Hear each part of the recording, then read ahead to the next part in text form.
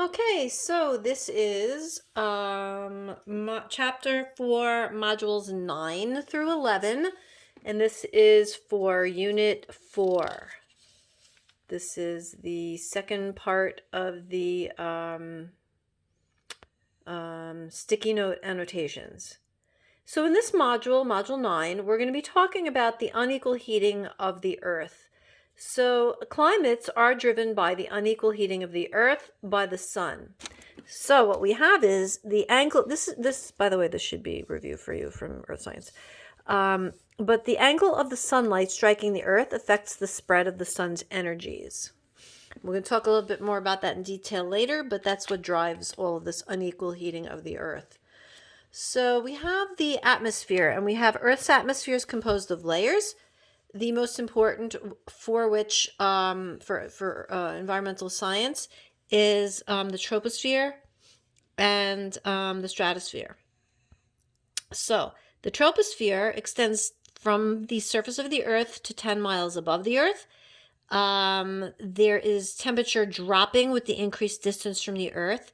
And this is the layer of the atmosphere which holds our weather. This is where we have our water vapor, most of our nitrogen, and our oxygen.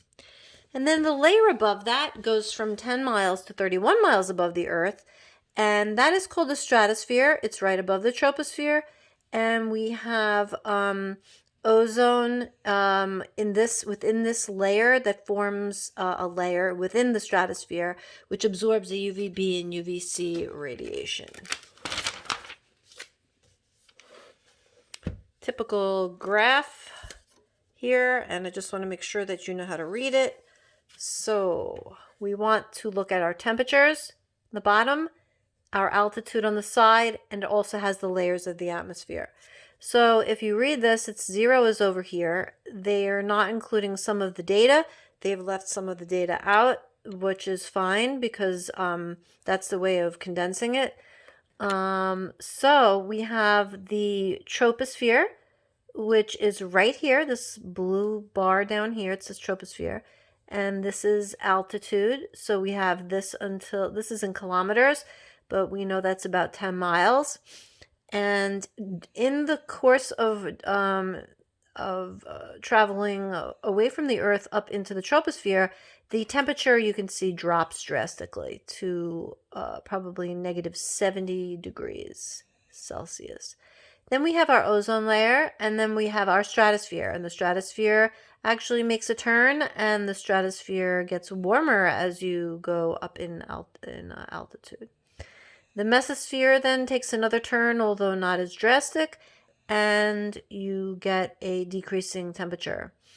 And then a funny thing happens in the thermosphere where at the lower levels of the thermosphere, the temperature drops and then it rises. So that's the way you want to read that graph, in case you get that on an exam. So when we talk about heat distribution on the Earth, we talk about something called insolation, which is the incoming solar radiation. And that literally is the amount of sun that is hitting or striking the Earth at any particular point on the Earth. So we do know that our Earth is, shaped like a sphere, and that the belt or the diameter around the equator is a little bit larger than the diameter of the rest of the Earth, and the North and South poles are affected differently than the equator in terms of the incoming solar radiation.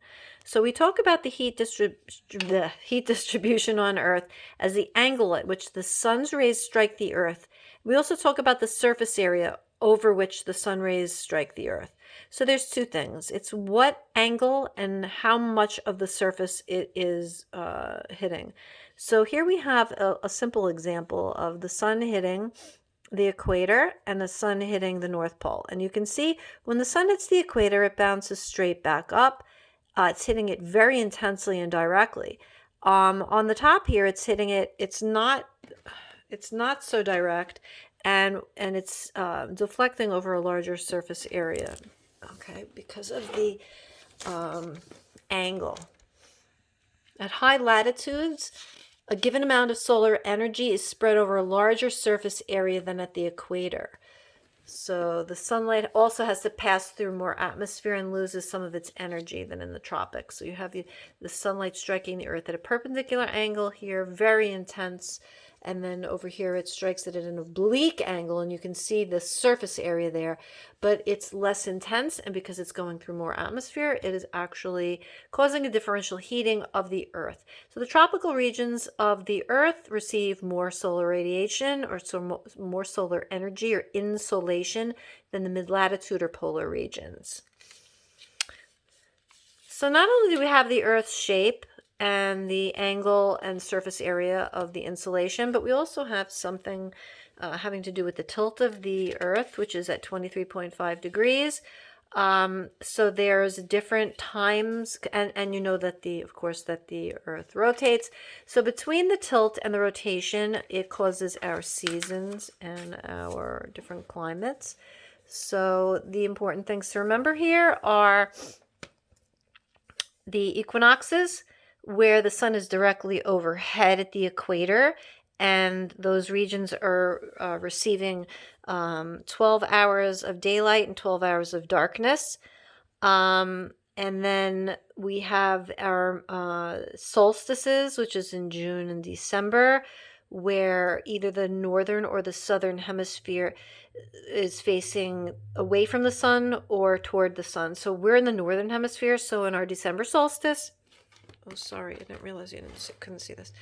The November, okay, so let me just go back. March equinox and the September equinox. And because of the tilt of the Earth, our solstices provide this information. So at our December solstice, the northern hemisphere is maximally tilted away from the sun. So we have the shortest day of the year.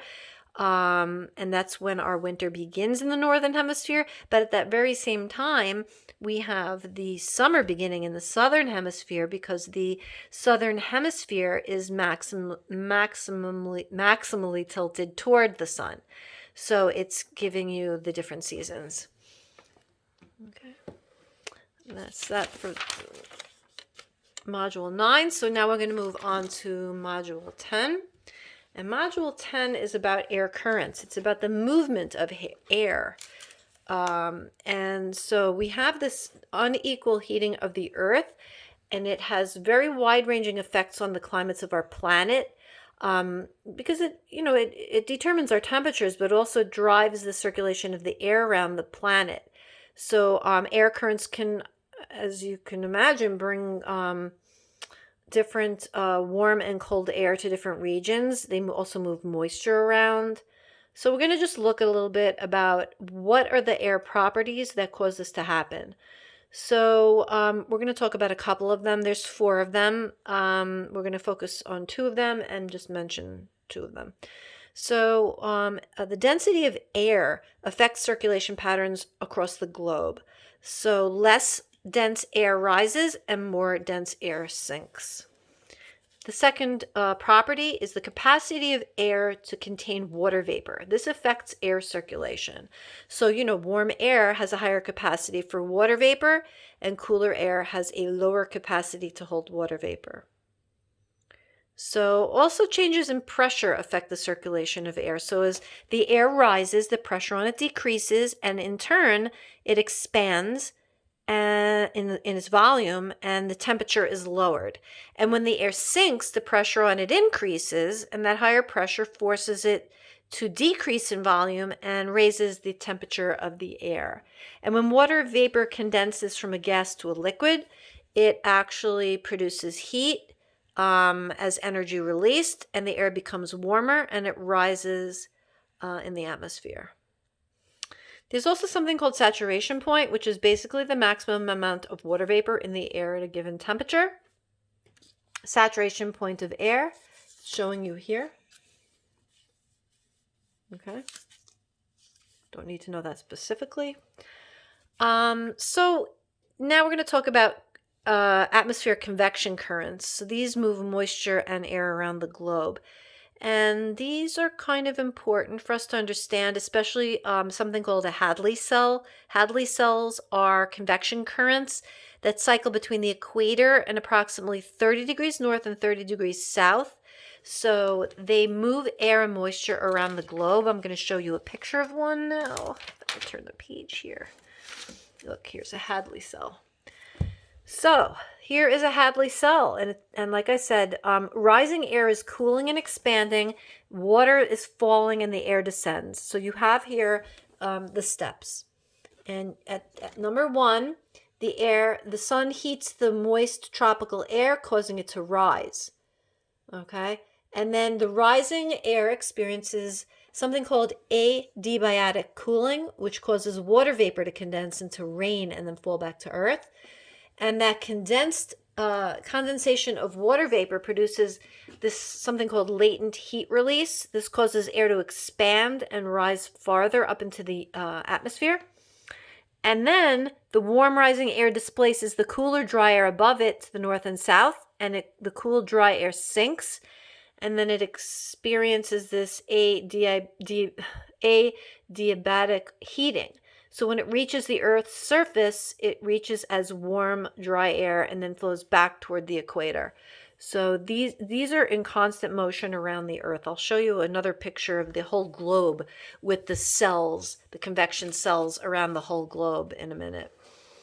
But let's talk a little bit first about atmospheric currents.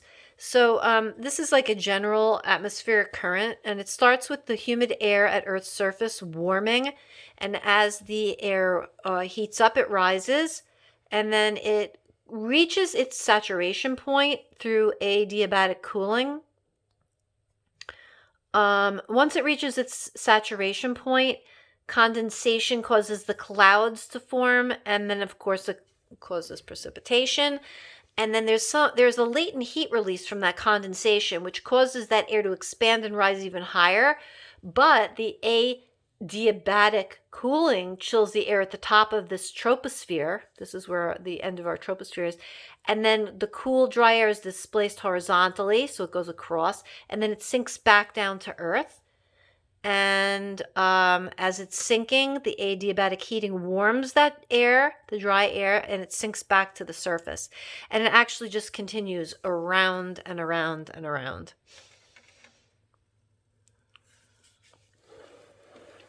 The next thing we're going to talk about is how the Earth's rotation causes something called the Coriolis effect, which I hope you learned in earth science, but that is the deflection of an object's path due to the rotation of the Earth.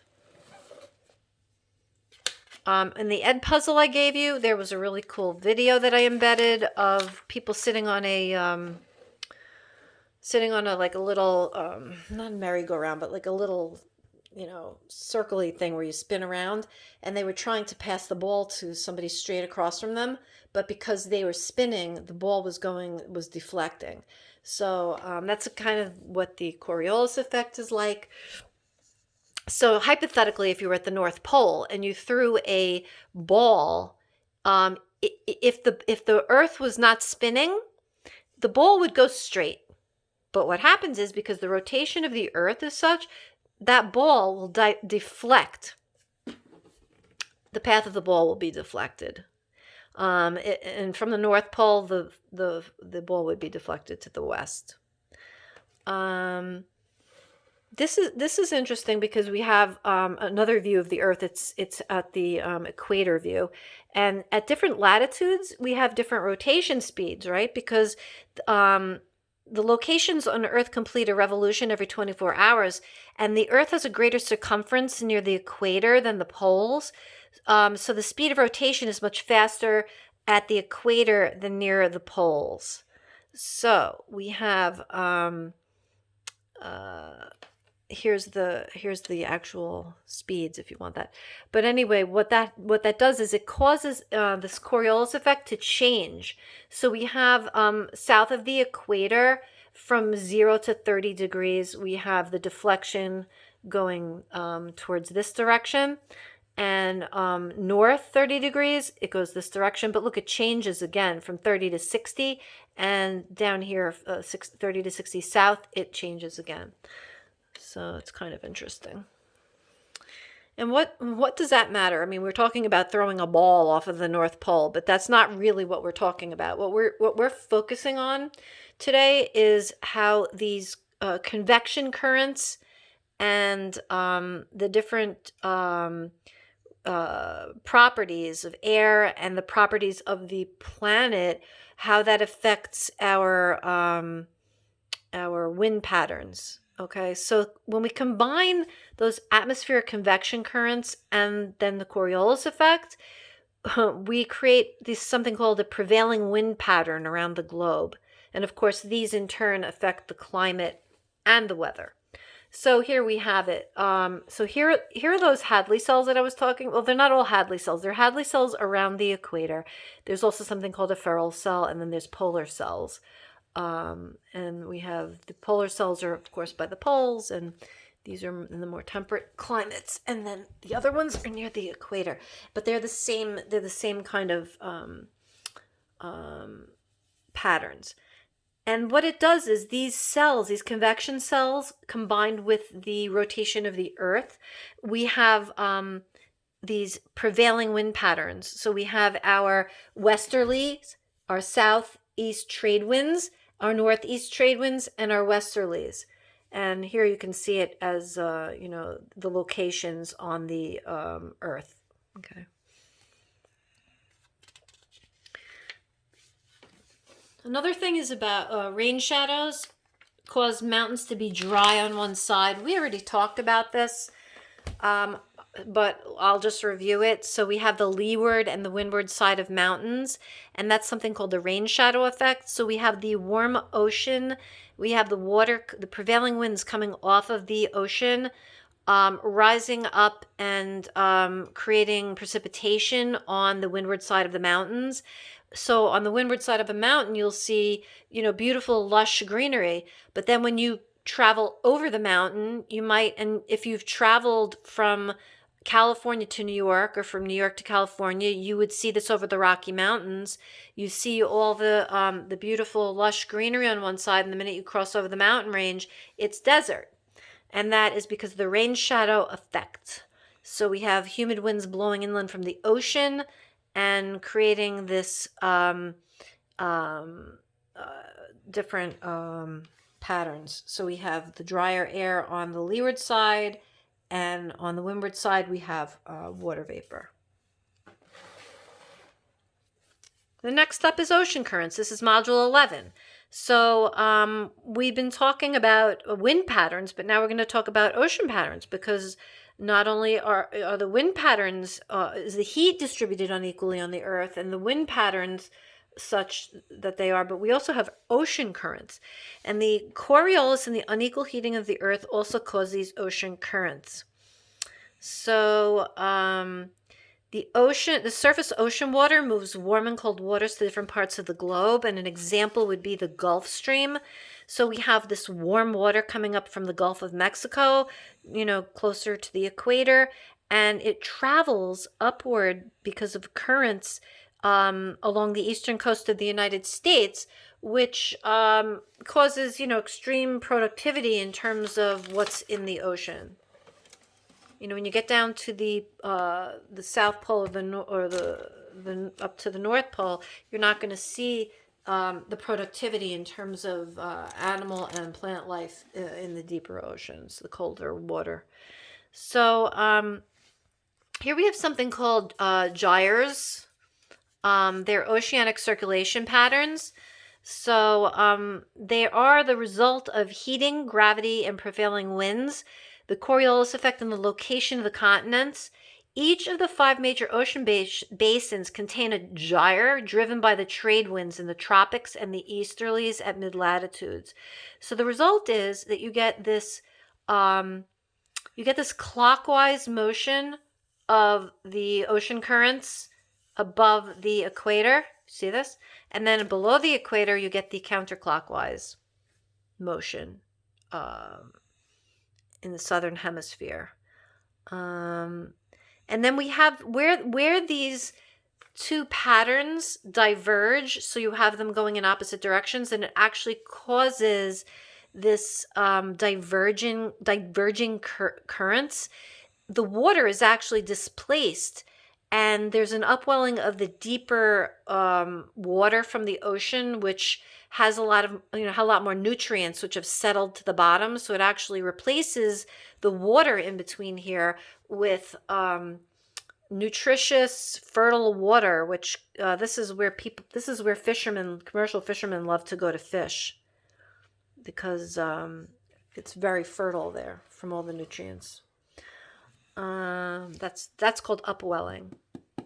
Okay, and then we have, the deep ocean currents circulate ocean water over long periods of time. So the sinking of dense salty water in the North Atlantic drives a deep cold current that moves slowly around the world. Look at this. So we have the warm water. We have here, let's start at number 1. We have warm water flowing from the Gulf of Mexico to the North Atlantic, right? And then we have the remaining water, now saltier and denser, up here, sinks to the ocean bottom. And then we have the cold water traveling along the ocean floor, connecting the world's oceans. And then we have the cold water eventually rising to the surface again and circulating back to the North Atlantic. Okay, so this is a circular pattern. So that's called the thermohaline circulation. That's an oceanic circulation pattern driving the mixing of surface water and deep water in the ocean. Last but not least is the El Niño Southern Oscillation, known as the ENSO, and that occurs every 3 to 7 years. So we have the ocean current going from east to west, but every 3 to 7 years or so, the current reverses itself, and it goes west to east. And so we have a tropical current moving in the opposite direction. They call it El Niño because it usually happens around December 25th, and it was named after the baby boy for Christmas. But the proper name for it is ENSO, El Niño Southern Oscillation. Okay, so we have here's a picture of it. And this is in a normal year, the trade winds push the warm surface waters away from the coast of South America and promote the upwelling of water from the ocean bottom. But in an El Niño year, the trade winds weaken or they reverse direction, so warm waters build up along the west coast of Peru. Okay, so this has a big impact on our climate, and it can cause really major impacts of crop production, droughts and food shortages and such. So you can read that here. It's several consequences. Those are kind of important. Okay, so read those. I should have made a sticky note for that. So maybe put a sticky note in there, and I'll look and see if you do that. Put a sticky note with the consequences of that. Okay, and that's it for today.